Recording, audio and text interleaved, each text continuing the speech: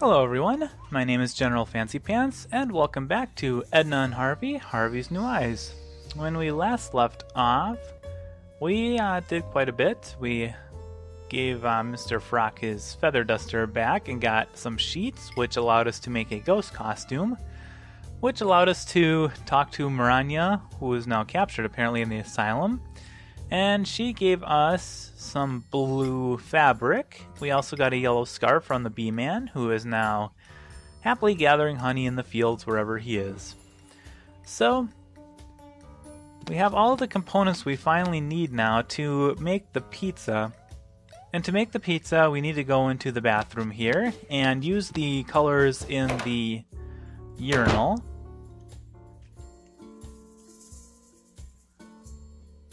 Alright, so let's put the various colors into the corresponding color urinal of the fabrics here.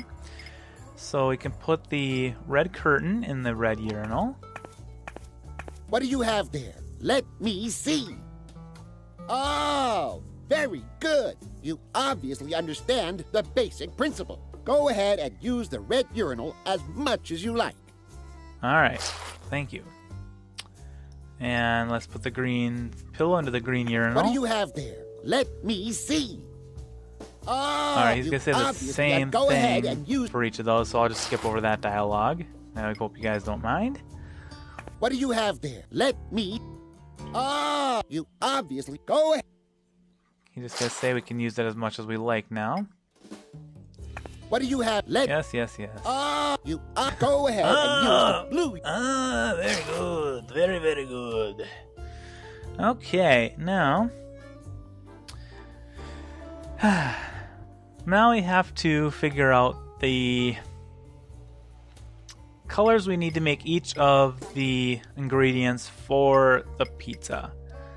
So, if we remember, Peter wanted blueberries. Petra wanted broccoli, Draghi wanted bananas, and Adrian wanted tomatoes. And obviously all the other ones didn't want certain ingredients. So like one person didn't want... for every ingredient there was one person who did not want that ingredient. So we have to make that ingredient a color that that person couldn't see. So it looks like the ingredient's not even there. So here's kind of how it goes. Adrian mixes his red and his yellow colors, and he wants tomatoes and no blueberries on his pizza, so he should have green tomatoes. So let's see if we can put the tomatoes in the green urinal. How about that? Green tomatoes. Wonderful. Now we have green tomatoes. Okay. And Peter mixes his red and green colors, and he wants blueberries but no bananas on his pizza. So he should have yellow blueberries.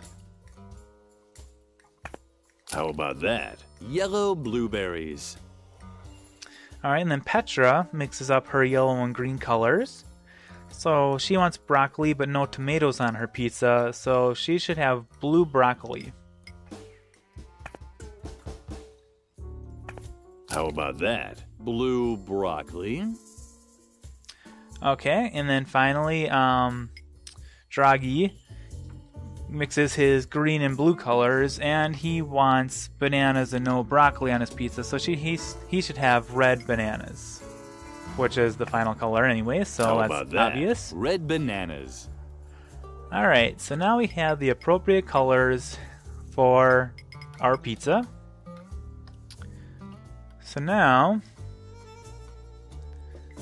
let's see here. We can look at the pizza here. One spermy margarita pizza, please. Spermy.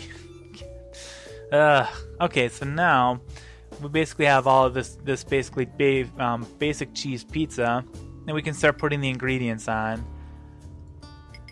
So, now I forgot who wanted what.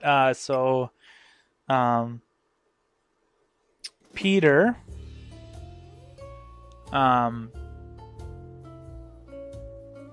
who is this guy up here. That's Peter right there. So we should put the yellow bananas in front of him, or I mean the yellow blueberries. Sorry, and now the colors are all mixed up. I'm mixed up. Yellow blueberries. And then Draghi, we'll just go right around the circle here. So Draghi can get the blue broccoli because of his color blindness. Blue broccoli. And then Petra will get the green tomatoes. Green tomatoes. And finally, Adrian will get the red bananas. Red bananas. All right, let's hope that will be sufficient for them.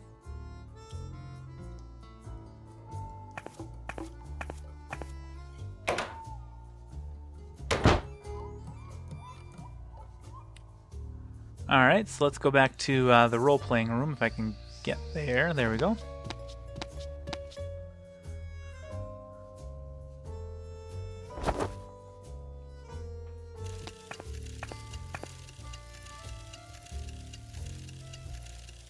And let's give them the pizza. Ah, the pizza. Well then. Superb, superb. Great! I wish I were as good on the phone as you. Struggle jug. And Peter is satisfied too. Satisfied? How could I be satisfied in such a world, in which the only moments worth living for are those when the pizza arrives with the right toppings? That means yes. We owe you one. Peter almost starved to death. It's not that bad. I've already lost all hope of dying honorably anyway. Struggle jug. Well said. Now that the food is taken care of, let us begin the game. Don't you want to play too, sweetie? You'll see. It'll be incredibly fun. If you take pleasure in such excessive self-degradation. That and a dice cup. Struggle jug. Uh-huh. So be it. Yes. Then follow us into the world of Hoth Motigor. Your group has set up camp near the infamous Goblin Gorge. Lily found herself in a clearing. The campfire was crackling, and the wind whipped through her clothes. You can hear the war drums of the goblins in the distance. This is your last rest before the great battle. Lily did in fact hear drums. An enormous army seemed to be waiting for them in the nearby mountains. Wait, are you telling the story or am I? What? It's just that I see that you don't have the Dungeon Master screen in front of you. And I'm pretty sure that the Dungeon Master is recognized by his Dungeon Master's screen. That's ridiculous. I'm the narrator. I don't need a... Well, then why don't you be the Dungeon Master then? I'm curious how you'll do without any battle value tables or source books. What? But that's... That's what I thought. And now, move over. Ow! Hey! You can't just... Where was I? Oh, yes. You're here on the orders of the king to drive the goblins from the gorge. There are rumors that the goblins have dammed up the Pink River. This has turned Hoth Motigor's most important memorial into a reservoir, the Valley of Unpleasant Memories. Also sitting at the fire is a mysterious local guide. You're tired from the journey, but sleep is far from your mind. Goblin scouts could be lurking anywhere. The black magician Petrula, the noble Sir Drogalot, and the amusing juggler Snippo I want a different role. are gathering their strength for the battle. Only the Amazonian barbarian warrioress Lilligrim. Huh? That's you! Only the Amazonian barbarian warrior Lilligrim is restless. It's your move, Lilligrim. What will you do? What will I do indeed? Alright. So, we are now in a role-playing game. Let's start with Snippo. Let's take a look at him. Roll for charisma, Peter. Do I have to?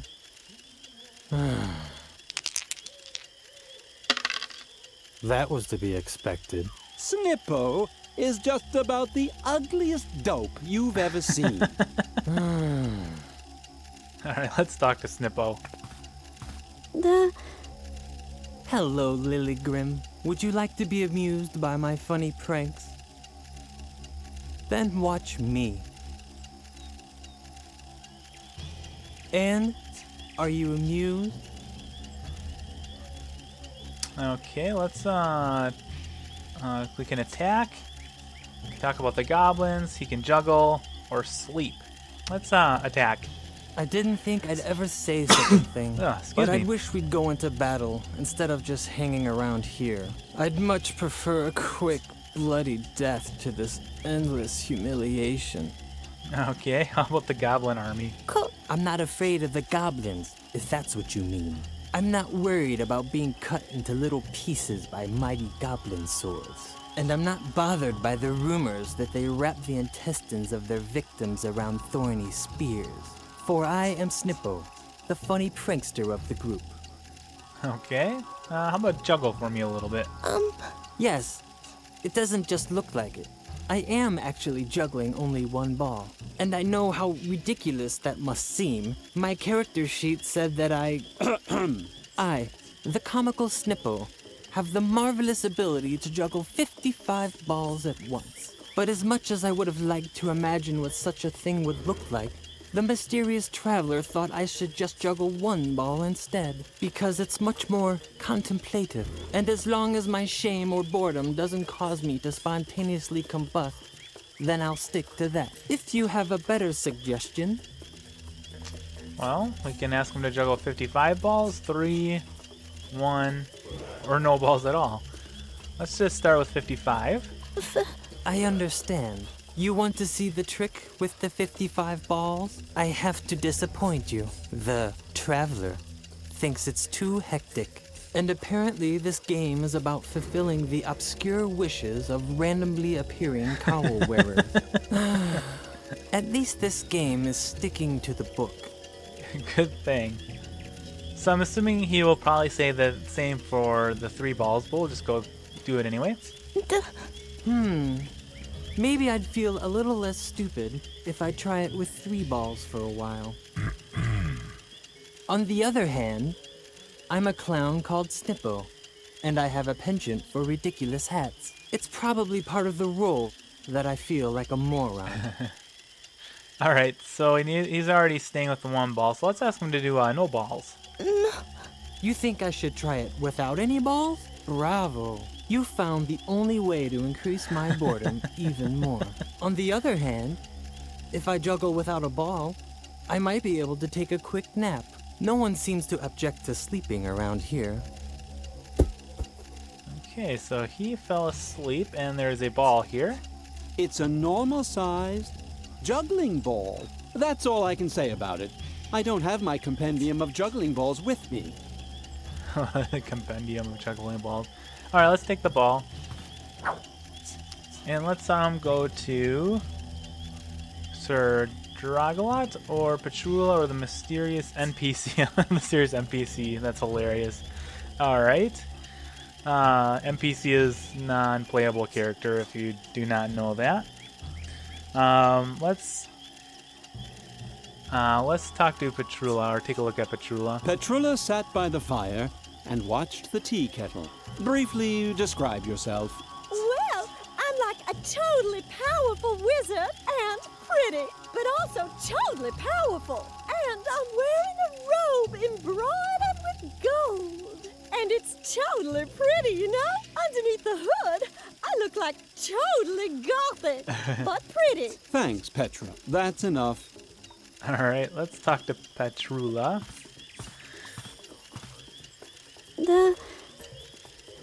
Don't startle me like that. Can't you see I'm watching the kettle? Okay, let's go through the options with her. The goblins are keeping quiet. Maybe too quiet.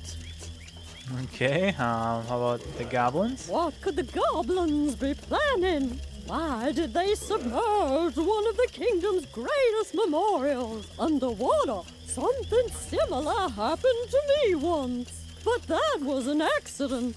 But I don't really think that the Royal Loo can be considered a memorial. Okay. Okay, let's talk about the kettle. If you're wondering what I'm doing here, I'm brewing a diabolical magic potion, of course. Well, it's actually a calming tea. I really wanted to conjure some coffee demons, but they don't let you get any sleep. And we do need our strength for the battle. Now I have to watch the kettle before it starts to whistle. The traveler has such sensitive ears. Okay, how about some sleep? Please don't yawn so much around here. Don't you know how contagious that is? And I have to watch the kettle. I'll watch the kettle for you. Oh, if you're staying up anyway, do you think you could watch the kettle? Yeah, absolutely. Uh-huh. Oh, great. Then I can finally get some sleep. As you know, we need our strength for the battle.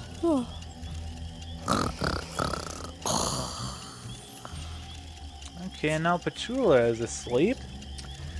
All that's left is Sir Drugalot. Sir Drugalot looked splendid in his shiny armor. Druggle-jug.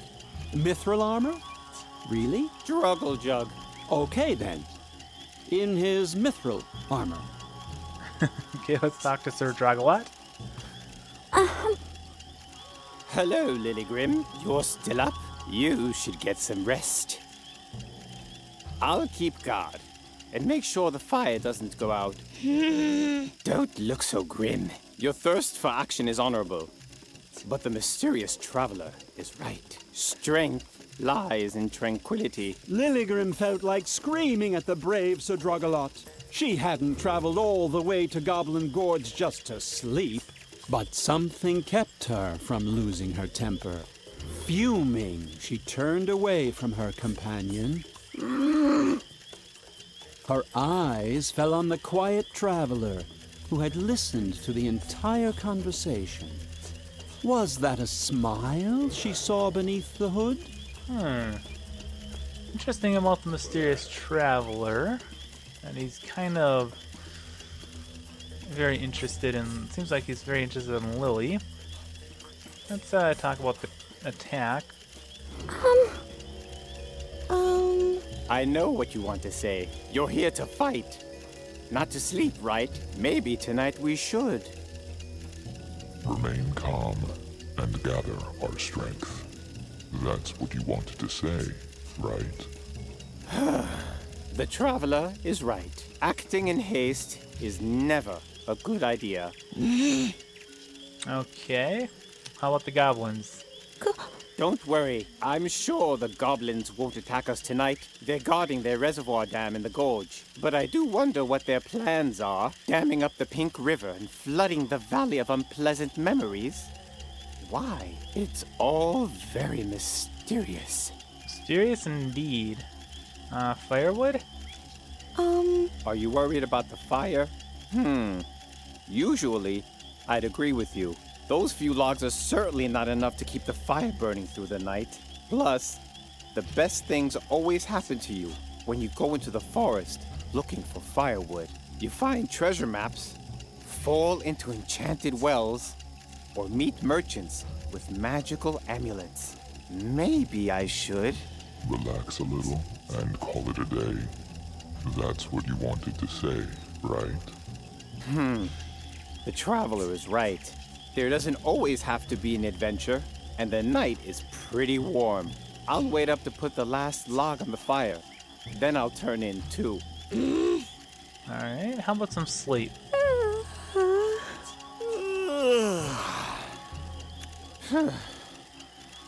Are you as tired as I am? Yes, I am.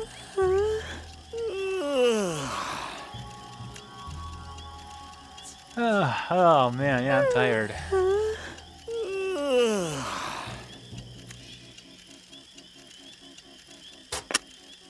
And now Sir Joglad is asleep. Safety kettle. You see a large cauldron. Roll for perception. You discover a safety valve. Okay. How about the mysterious NPC? The hooded figure sat silently at the campfire. Strange. I can't remember him being in the adventure. Which source book does he come from? No clue. Let's talk to him.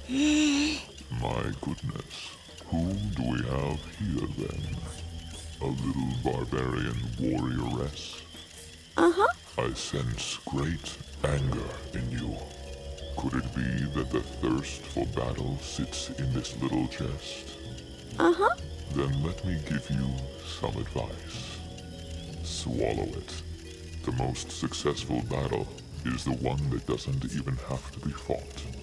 So be a good little barbarian warrioress and take a nap. Lilligrim could hardly believe her ears. Wasn't this a fantasy role-playing game? What fun was there in imagining aimlessly sitting around a campfire? Lilligrim didn't dream of listening to the soothing advice of the mysterious NPC. If anything, it just made her angrier. Too bad that she had to stop herself from losing control. She would have loved to have screamed this dope's head off. Okay. So we are prevented from being angry at him. It doesn't seem like there's very much else to do at the moment, so I think I'm going to call it an episode here. Next time we will continue role-playing with the mysterious NPC and see what other adventures lie in this role-playing game. I will see you next time on Edna and Harvey, Harvey's New Eyes. Until then.